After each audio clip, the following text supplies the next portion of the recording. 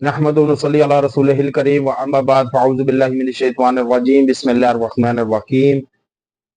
انسان جب اللہ کو ناراض کرتا ہے تو پھر انسان ناکامی پستیوں کے سفر شروع ہو جاتا ہے اس کا۔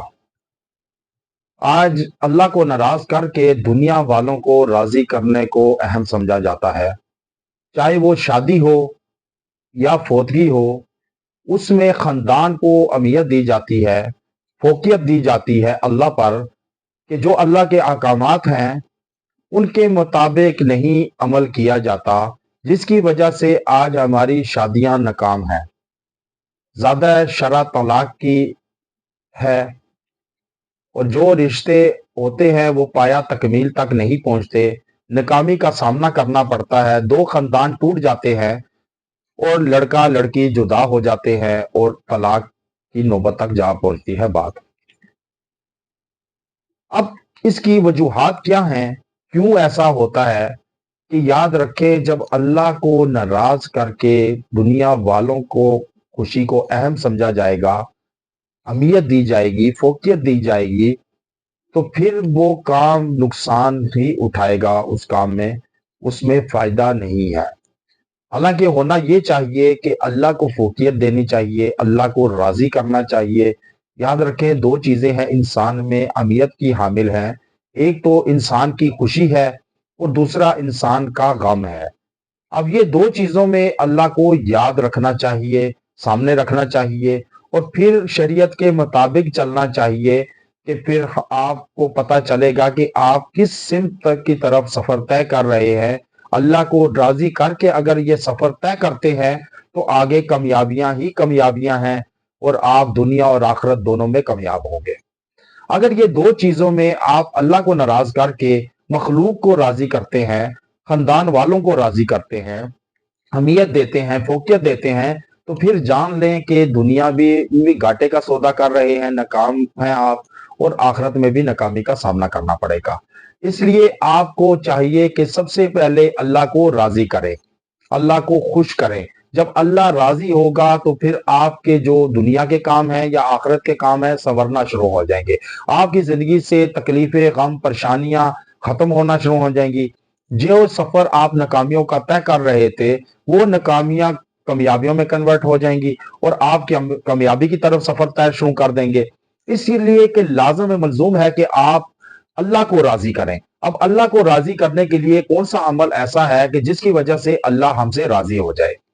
اور جب یاد رکھیں کہ جب اللہ راضی ہوتا ہے تو پھر انسان ہاتھ اٹھانے کی نوبت نہیں پڑتی، الفاظ سے نہیں نوبت پڑتی الفاظ کی، کہ الفاظ ادا کرنے پڑیں۔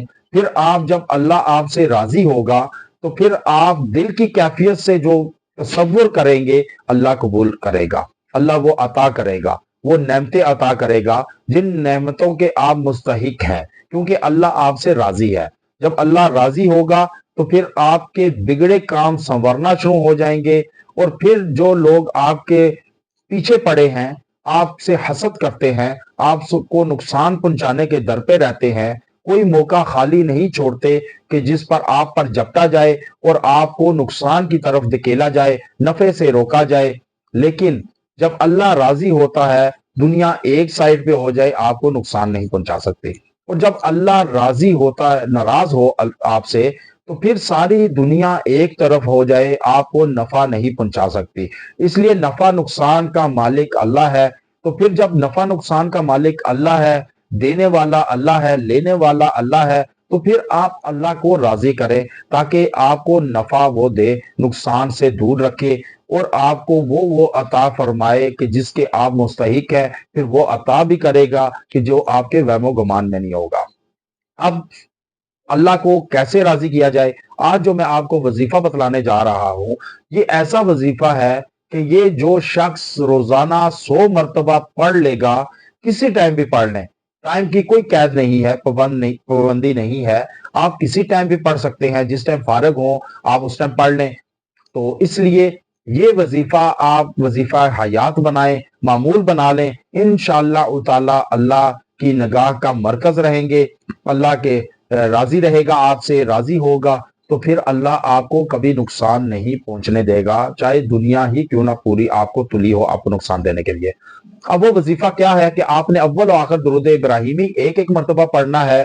اللہ اللہ ربی لا اشرک بھی شیئا، یہ آپ نے 100 مرتبہ روزانہ پڑھ کر آپ دعا کرے، انشاءاللہ تعالی اللہ بھی راضی ہوگا، مخلوق بھی راضی ہو جائے گی، کیونکہ جب اللہ راضی ہوتا ہے پھر مخلوق آپ کے تابع کر دیتا ہے۔ جب آپ اپنے آپ کو اللہ کے تابع کریں گے تو اللہ مخلوق کو آپ کے تابع کر دے گا۔ وآخر دعوانا ان الحمد للہ رب العالمین۔